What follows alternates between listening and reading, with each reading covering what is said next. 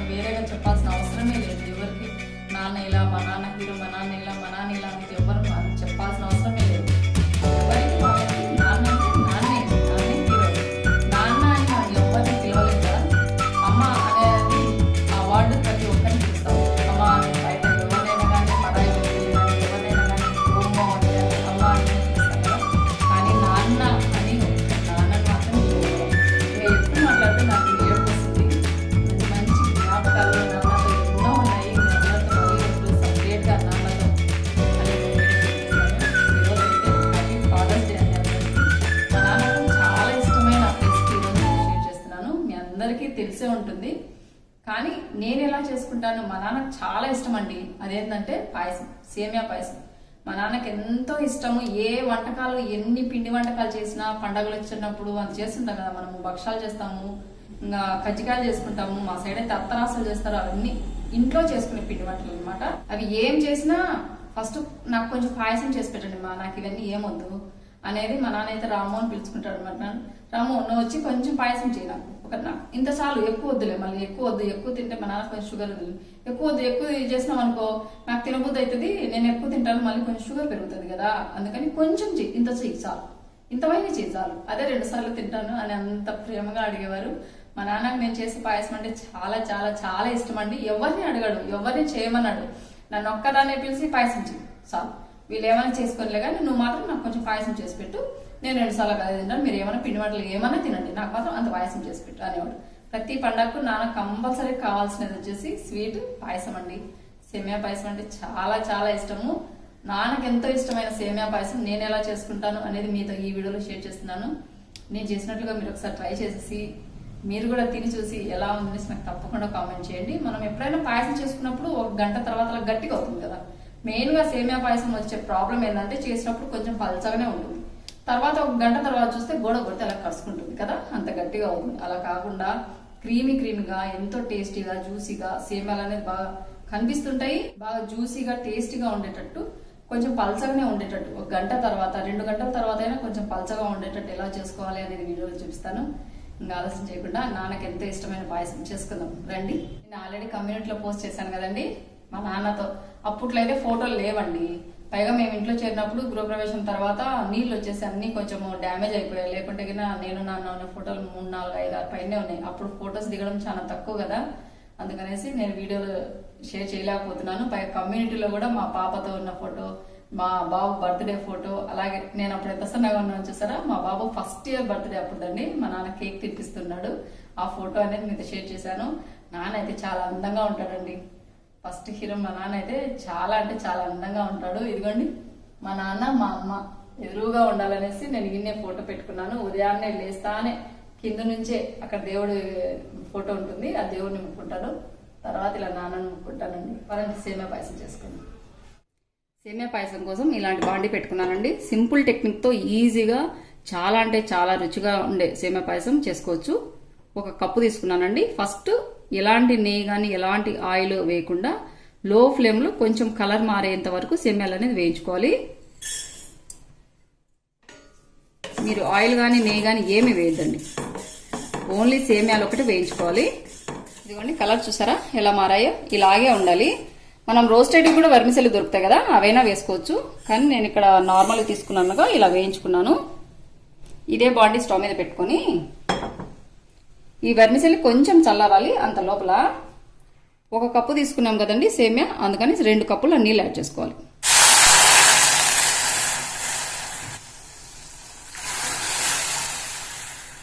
రెండు కప్పుల water add చేశాను. ఇవి కొంచెం మరగాలి. ఇవి మరిగేటప్పుడు మనము ఇవి అంతలోపు చల్లారిపోతాయి కదా, ఇవి వేసుకొని ఫస్ట్ ఉడికించుకోవాలి. ఎలాంటి పాలు చక్కెర యాడ్ చేయకుండా నేను చేసినట్లు ఒకసారి ట్రై చేయండి.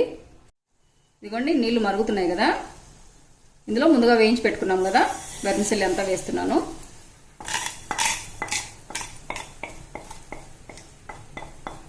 ఈ నీళ్ళలోనే ఉడకాలండి.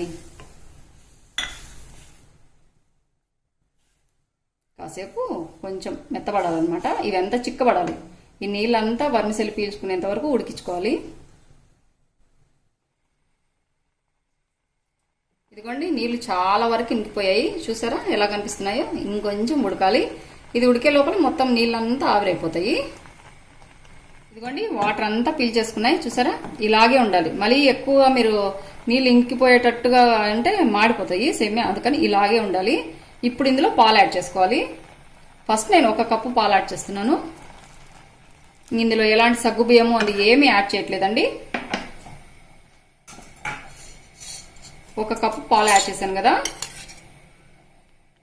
2 స్పూన్లమైన నెయ్యి యాడ్ చేయాలి, గుర్తుపెట్టుకోండి. ఈ పాలల్లో ఈ నెయ్యి కలిసిపోవాలి. సేమియా అంతా బాగా షైనింగ్ గా వస్తుంది, విడివిడిగా ఉంటుంది అనమాట. ముద్ద లెక్క కాకుండా విరివిరిగా ఉంటుంది. చూడండి ఎలా సైడ్ అంబడి ఉందో ఇలాగే ఉంటుంది. నెయ్యి వేసుకోవడం వల్ల ఉపయోగం అనమాట. టేస్ట్ కూడా చాలా బాగుంటుంది కదా. ఇప్పుడు ఇవి పాలు పోసాం కదా, ఈ పాలన్నీ కూడా సేమియాలు పీల్చుకోవాలి, అంతవరకు ఉడికించుకోవాలన్నమాట.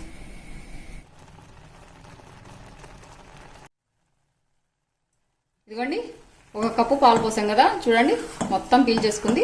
ఇప్పుడు చక్కెర యాడ్ చేసుకోవాలి. చక్కెర అనేది మీరు తగినంత మీ ఇష్టం అండి, మీరు తినేదాన్ని బట్టి యాడ్ చేసుకోండి. ఇంతే అనేది ఏం లేదు.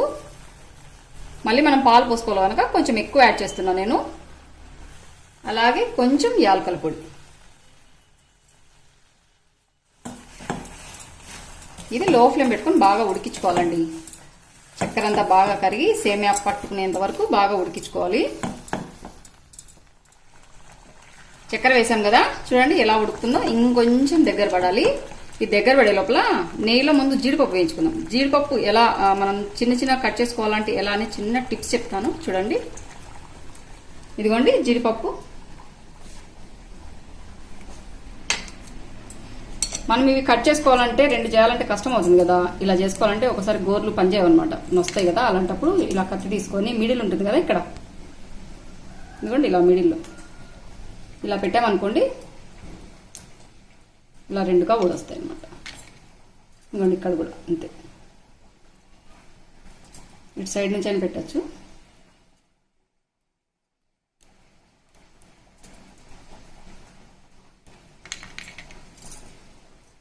ఇలా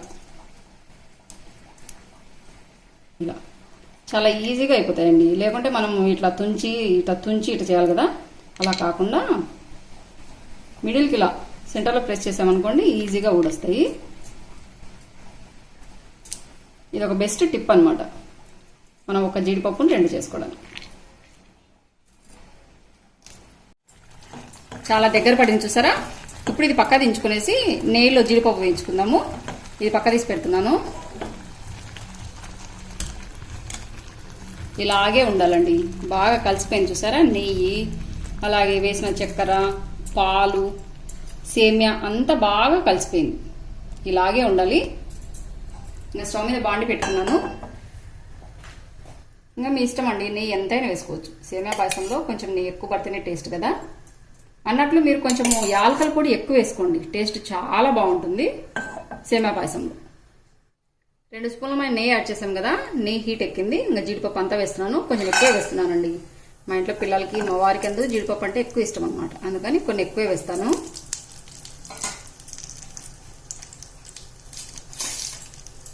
ఇవి కొంచెం కలర్ మారేంత వరకు ఫ్రై చేసుకోవాలి.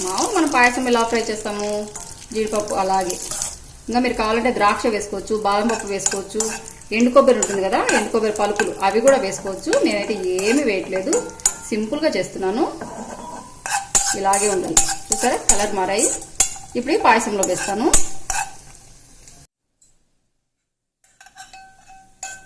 నీటితో సహా వేస్తున్నాను.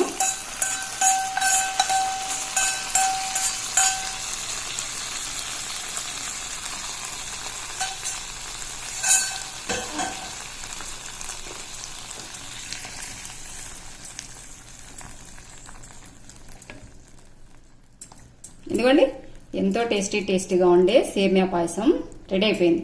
ఏంది లక్ష్మి పల్చగా ఉంటుంది అంటున్నావు, చూసావా ఎంత గట్టిగా కనిపిస్తుందో అంటున్నారా? ఇక్కడే టెక్నిక్ ఉంది, గుర్తుపెట్టుకోండి. మీరు ఈ విధంగా చేయండి. గంట కదా, సాయంత్రం వరకు మరుసటి రోజు వరకు కూడా ఫ్రిడ్జ్లో పెట్టినా అలాగే పల్చగా ఉంటుంది.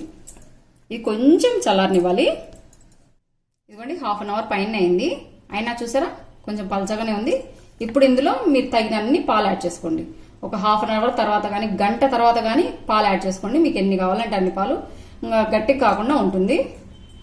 ఫస్ట్ 1 కప్పు పాలు పోసాం కదా, తర్వాత నేను మళ్ళీ 1 కప్పు పాలు యాడ్ చేస్తున్నాను. ఇది కాంచిన పాలేనండి. నేను పాయసానికి వాడిన పాలు పచ్చివేం కాదు, కాంచి కొంచెం చల్లార్చినవి. ఇప్పుడు పోసిన పాలు మాత్రం కొంచెం కాంచుకున్నాను అనమాట, మళ్ళీ హీట్ చేసుకున్నాను. ఇంకంతేనండి, కన్సిస్టెన్సీ ఇలాగే ఉండాలి. ఇంకొంచెం పలచగున్నా ఏం ప్రాబ్లం లేదు, మరీ గట్టిగా ఉండకూడదు. పాలు పోసాక కూడా మరీ గట్టిగా ఉండకూడదు. మీరు కావాలంటే ఇంకొక హాఫ్ కప్ అయినా పాలు యాడ్ చేసుకోవచ్చు. చూసారా సేమియా ఎలా కనిపిస్తుందో ఇలాగే కనిపించాలి. ఇలా ఇలా లిక్విడ్ లెక్కనే ఉండాలి. ఒక హాఫ్ అన్ అవర్ తర్వాత ఏమవుతుందంటే కొంచెం గట్టి పడుతుంది, క్రీమీగా, చాలా అంటే చాలా టేస్టీగా ఉంటుంది. ఒకవేళ మీరు షుగర్ తక్కువ అవుతుందేమో అనుకున్నప్పుడు కొంచెం మళ్ళీ షుగర్ యాడ్ చేసుకోండి. లేదా పాలు కాంచుతామని చెప్పాను కదా, ఒక కప్పు పాలు మళ్ళీ రెండోసారి వేసినప్పుడు ఆ పాలలోనే కొంచెం చక్కెర కలుపుకొనేసి వేడి చేసుకోండి. నేనైతే ఫస్టే కొంచెం ఎక్కువ వేసాను, మళ్ళీ వేయకుండా. అంతేనండి, సింపుల్గా ఈజీగా మా నాన్నకి ఎంతో ఇష్టమైన పాయసం రెడీ అయిపోయింది. చూసారా ఇలాగే ఉండాలంటాడండి మా నాన్న. నేను ఎప్పుడైనా సేమియా పాయసం చేసినప్పుడల్లా మా నాన్నే గుర్తొస్తారు నాకు.